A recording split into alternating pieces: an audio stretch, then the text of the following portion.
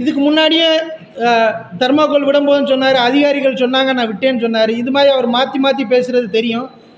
ஏன்னா இதுக்கு முன்னாடி நடந்ததெல்லாம் நீங்கள் பார்த்துருப்பீங்க. அவங்க சொல்கிறத சொல்லிவிட்டு எதிர்வினையாற்றும் போது அவங்க மாற்றி பேசுகிறது இது சகஜமாக தான் இருக்குது. இப்போ நேற்று கூட பிஜேபியை சேர்ந்த மத்திய பிரதேச அமைச்சர் சொல்லியிருக்கிறாங்க, குரேஷி அவங்க சோஃபியா குரேஷி அவங்க அட்டாக் பண்ண அவங்க லீடர்ஷிப்பில் அட்டாக் பண்ணதை கூட எதிர்த்து விமர்சிச்சிருக்காங்க. பயங்கரவாதிகளின் தோழின்னு சொல்லி விமர்சிச்சிருக்காங்க. இந்த மாதிரி எதிர்வினைகள் ஆற்றும்போது இந்தியாவில் வந்து ஒரு மதத்தினர் மட்டுமல்ல, அது அனைத்து மதத்தினரும் இராணுவத்தில் பணிபுரிகிறாங்க.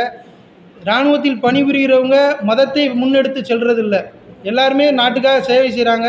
அவங்களோட வார்த்தைகள் வந்து ரொம்ப அசிங்கமாக இருக்குது. இப்போ சமீபத்திய நியூஸில் வந்து மத்திய பிரதேச ஹைகோர்ட் வந்து அவங்க மேலே ஆக்ஷன் எடுக்க சொல்லியிருக்குது. குன்வார் ஷா மேலே ஆக்ஷன் எடுக்க சொல்லியிருக்காங்க.